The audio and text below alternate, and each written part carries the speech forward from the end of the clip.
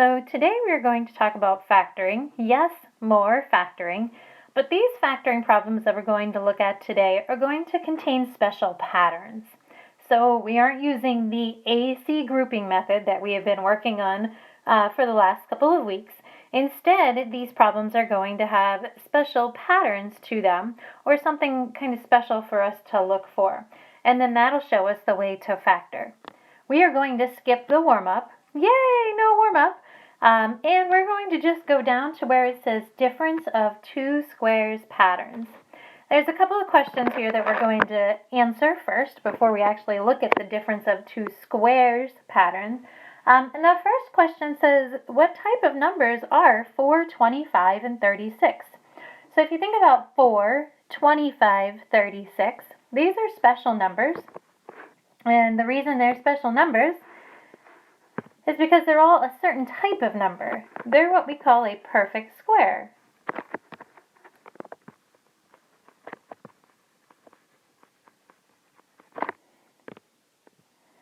And the reason they're perfect squares is because 4 is really 2 squared, 25 is really 5 squared, 36 is really 6 squared. So underneath it asks us to list the first 15 perfect squares. And I would say write this neatly because we're going to be using these numbers then to help us factor. So the pattern we're looking at are perfect squares. So the first one we have is 1 squared, which is 1. And then 2 squared, and so on. See if you can write the first 15 perfect squares.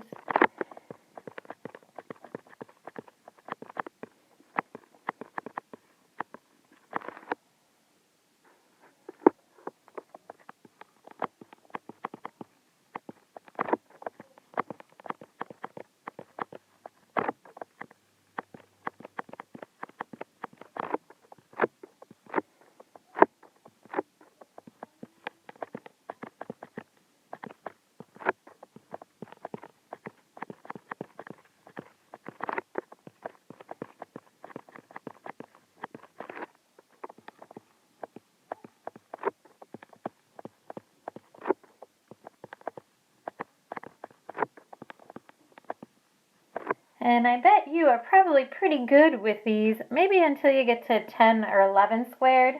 Hopefully you have them memorized. Even maybe 12 squared you have memorized. And then we get to 13 squared and it's 169. 14 squared is 196.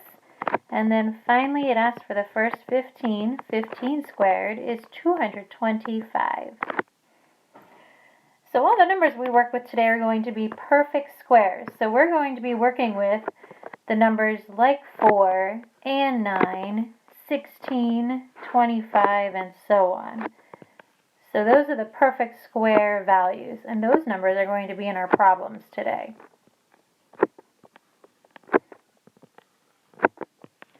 So there's a special pattern to our factoring today. Again, it's no longer taking A times C and thinking about the numbers that multiply together to give us that value. Instead, there's going to be a special pattern that we use to factor. So we totally are changing gears. Our problem is going to look like this. We're going to have two things that are squared with a minus sign in between. The way we factor them is by actually taking the square root of the number. And it factors into A plus B and A minus B. Now I know that doesn't make a lot of sense right now looking at it as an A and a B, but when we factor we're supposed to have parentheses in our answers, and in this case our answers, the numbers that are in these two blanks right here, they're going to be the same in the second set of parentheses as well. The only difference is that the first parenthesis is going to have a plus sign and the second parenthesis is going to have a minus sign. So there's a little example right here where it says x squared minus 4. And there are three things that we need to think about. We don't actually have to do these steps, but we're going to think about them. Determine if the two numbers are perfect squares. So what that means is if it's a perfect square, can you take the square root of it? Well, I could take the square root of x squared because x times x makes x squared. So that means I can take the square root. I can take the square root of 4 because 2 times 2 makes 4. So they are both perfect squares. So that's a little check mark there. The second, determine if it's subtraction. Well, I see a minus sign right there. If it's a plus, it doesn't work. It has to be a subtraction because it's called the difference of two squares. And then it says to factor using the pattern above. So I need to think about this as being a squared minus b squared. And in our pattern, we're going to have a plus b. So I'm going to have two blanks here with a plus. And then we're going to have a minus b. Again, two blanks with a minus. That a and b value are found from the numbers in the problem. So if I take the square root of x squared, that is just x. The square root of 4 is 2. So once you take the square roots, those are the numbers that you're using to factor.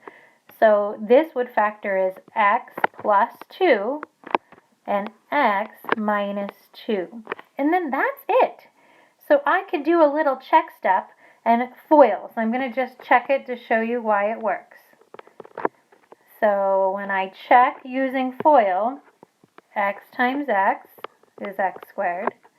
X times negative 2, negative 2x. 2 times x plus 2x. And then 2 times negative 2 is minus 4. When you FOIL these, the middle terms, I have one that's a minus and one that's a plus. They cancel. And then I just end up with x squared minus 4. So that is my check step, and I can see that that's what I started with. So again, this factoring is a little different. It'll take a little bit getting used to because you haven't seen this kind of factoring before. We've been so used to doing that AC grouping. So we're going to try and factor the three problems at the bottom of the page. And the way we're going to factor it is by thinking of what are these numbers as perfect squares. So we're going to list an A value and a B value. That's how we're going to start. So the square root of m squared is m. That's my a. So here's a squared minus b squared. The square root of 25 is 5. 5 times 5 makes 25. You can use your calculator in the square root button if you're not sure what the square root of a number is. Now that I have a and b, I'm going to find or follow the pattern above. One gets a plus, the second gets a minus.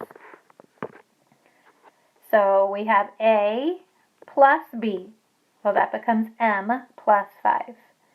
And then we have a minus b, which is m minus 5. And that is it. There's no other factoring that we need to do because we're using a pattern. All right, let's look at the second one. So the first thing we need to think about are taking the square root of each of these numbers, or letters. In the one case, we have a letter and a number, so we want to take the square root of each. So we have a q squared. The square root of q squared is q. The square root of 625, that's a big number. So use your calculator. Hit the square root button. Type in 625. The square root of 625 is 25. 25 times 25 makes 625. So now I know what the square roots are. We're going to apply them to the pattern. So we have something plus something, something minus something. Again, this is a squared minus b squared. So a plus b, a minus b. Once you figure out a and b, you're plugging them into the pattern. Again, notice we have the same letter and number, one with a plus, one with a minus. All right, so the third problem down here, following the same thing, a squared minus b squared. We now have a 9y squared, and you need to take the square root of both of them to find a. So the square root of 9 is 3. 3 times 3 makes 9. The square root of y squared is y. Both of those go in my a spot. And then we have 16. Well, the square root of 16 is 4. 4 times 4 makes 16. So parentheses, one with a plus, one with a minus. And then plugging those numbers into our parentheses. 3y is a. 4 is b. So a plus b, and then a minus b, 3y minus 4. So 3y plus 4, 3y minus 4. So now you got to see 3 problems. There are more on the next page for us to work on, so we're going to go to the next page in your packet. So that was 35. Now we're on page 36, and we have some more examples that we can work on to help us practice. So each of these are the same type of problem. It says factor using the difference of perfect squares, and I'm going to write that pattern up above here just to remind us. So a plus b, a minus b.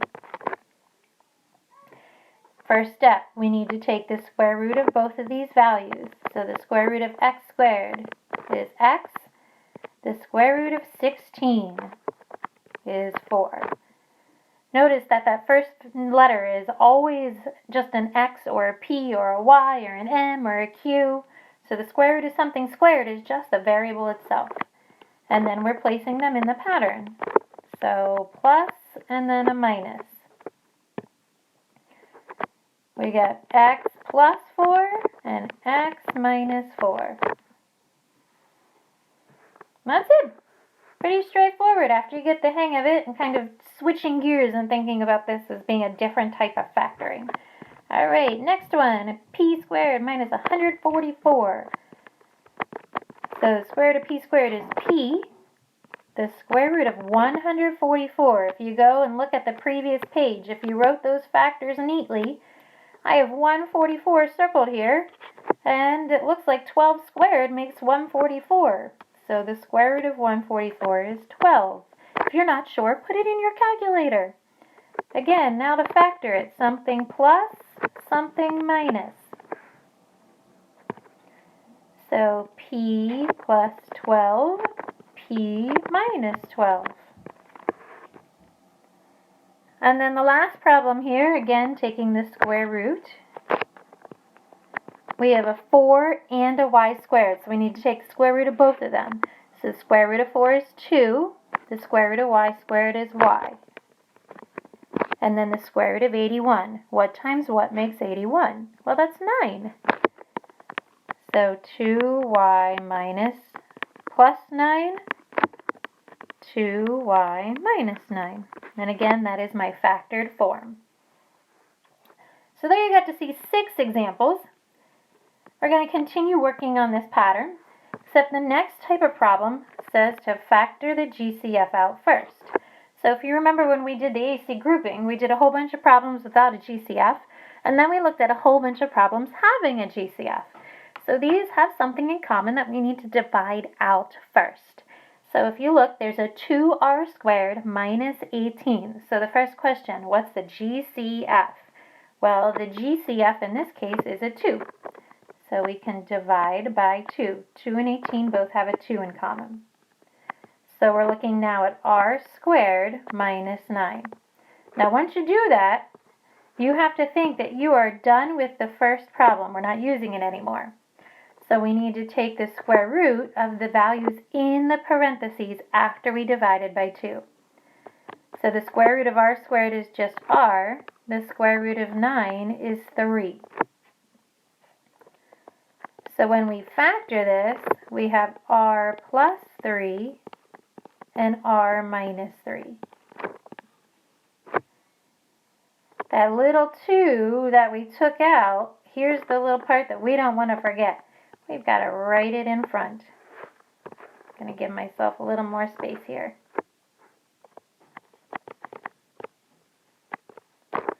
So that 2 that we factored out that was the GCF, we still have to write it in the answer in front of our pattern.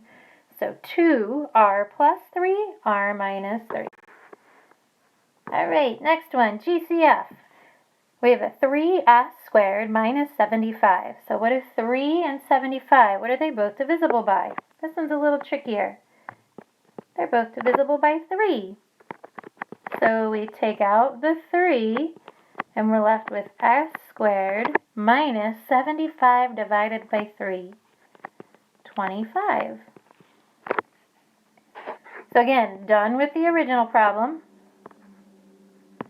Now we're taking the square root of s squared. Well, that's just s. The square root of 25 is 5. Oh man, have an s and 5 in the same problem. So s plus 5, make sure your s's and 5's look different. S minus 5. Going back up, GCF was 3. Make sure you place that 3 in the front with your answer. One more of these here. GCF, 8 and 98. Tricky. 8 and 98. I think they're both divisible by maybe just 2. I don't think you can take 98 divided by 4, so I think it's just a 2. GCF is a 2. 8 divided by 2 is 4. 98 divided by 2. So if you cut 98 in half, you get 49. Alright, so this little guy here, we're going to remember that 2 in the answer. Take the square root of 4, which is 2. The square root of x squared is x. And then the square root of 49 is 7. Remember, you're not using that first problem. You're using the new problem in the parentheses. So a plus b, a minus b. The last part, don't forget that GCF to put it in, place it in front. So 2, and then 2x plus 7, 2x minus 7. So those problems all had a GCF that we needed to take out. There are 4 final problems that we're going to do for the checkpoint. And it's the same type of problems. But now make sure you're thinking, what is the GCF? Do they have a GCF? If you look at number 1, it's just an x squared. There's not a GCF with a 1x squared and a 36. So we just need to take the square root of both of those. There's no GCF to take out. So the square root of x squared is x. The square root of 36 is 6. No GCF, so we just say a plus b, a minus b. Alright, the next one, 3r squared minus 300. So GCF, is there something they have in common? Well, yes. These are both divisible by 3. So we're going to take out that GCF.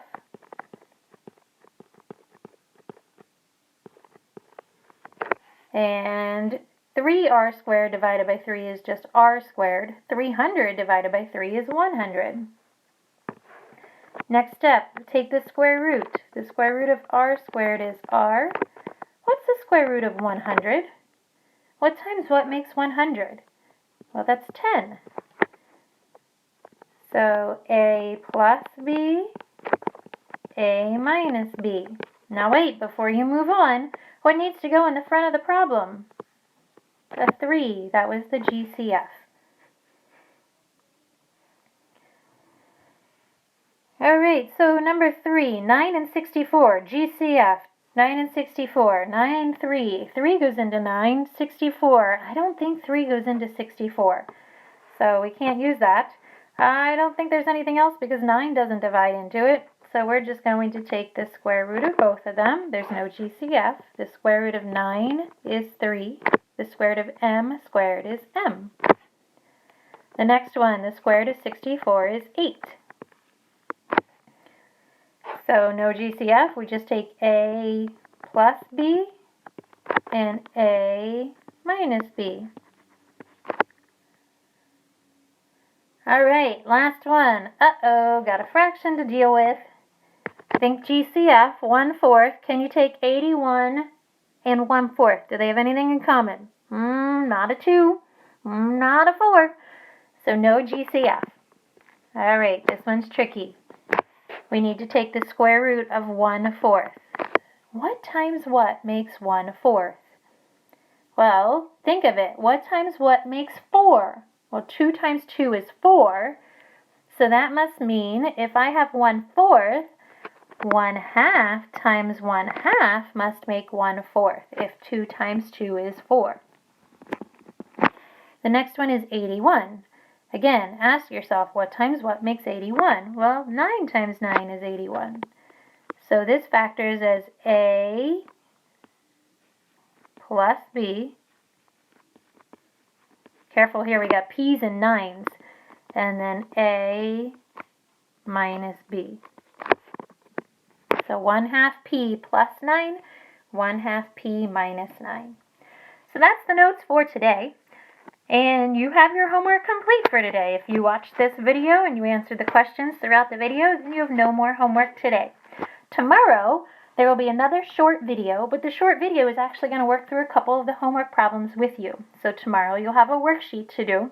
And again, watch the video first, and then after you watch the video, and you're going to complete some of the problems with me as I work through the video, you'll have the rest of the worksheet to complete. Have a good one.